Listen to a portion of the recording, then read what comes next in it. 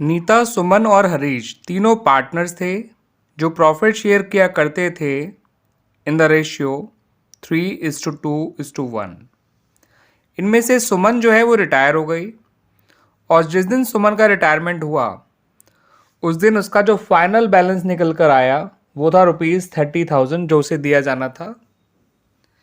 अब remaining partners ने decide किया कि उसको ये पैसा 3 ईयरली इंस्टॉलमेंट्स में पे किया जाएगा starting from the end of the first year.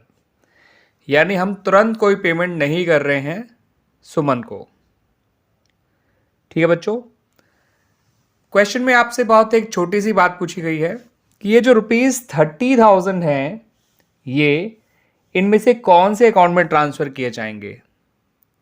ठीक है बच्चों, पहला है सुमन्स लोन अकाउंट, दूसरा है आपका सुमन्स एग्जीक्यूटर अकाउंट, तीसरा सुमन के बैंक अकाउंट में या फिर सुमन के करंट अकाउंट में।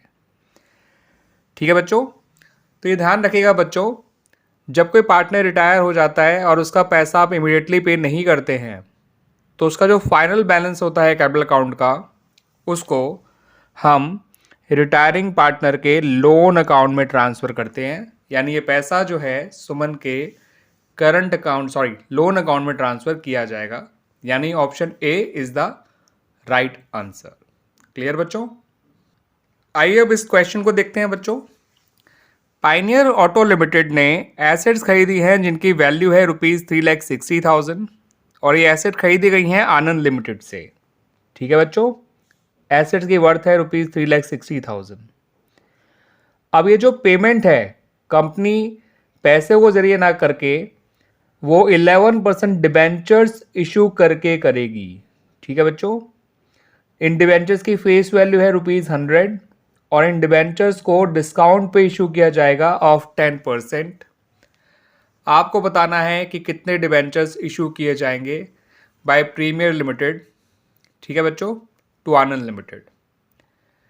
तो ऐसे हैं बच्चों, नंबर ऑफ डिबेंचर्स निकालने का एक फॉर्मूला होता है, amount payable to the vendor, जिसका हम बिजनेस टेक ओवर कर रहे हैं उसे वेंडर कहेंगे, divided by the issue price of a debenture.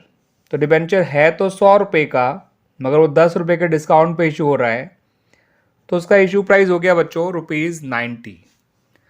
तो 3,60,000 को 90 से डिवाइड करिए, 90 × 4 होता है 360। तो इसका मतलब जो नंबर ऑफ डिबेंचर्स इशू किए जाएंगे दैट इज 4,000। तो इनमें से आपका ऑप्शन नंबर डी जो है वो 4,000 शो कर रहा है, इसका मतलब option D is the right answer. Clear बच्चों? तो जब भी नंबर ऑफ डिबेंचर्स निकालने होंगे which are to be issue to the vendor तो आप उसको amount payable to the vendor divided by issue price of a debenture करेंगे, ना कि उसकी फेस वैल्यू से। ठीक है बच्चों, इस बात का ध्यान रखिएगा।